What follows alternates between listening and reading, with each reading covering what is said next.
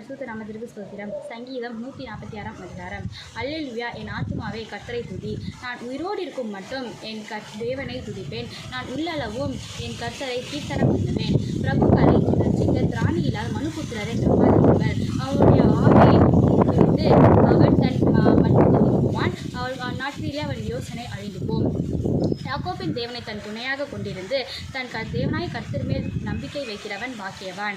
அவன் வானத்தையும் பூமியையும் சமுத்திரத்தையும் அவையில் உள்ள யாவையும் உண்டாக்கினார். அவர் என்றையை காக்கிறவர்.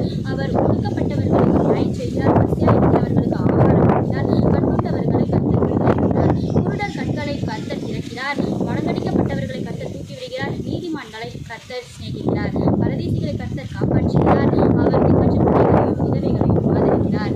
துன்மார்க்கரின் வழியையோ கவிழ்த்து கொள்கிறார். கர்த்தர் சதா காலங்களிலும் அரசாகிறார். சீயோனே, உன் தேவன் தன் தலைமுறை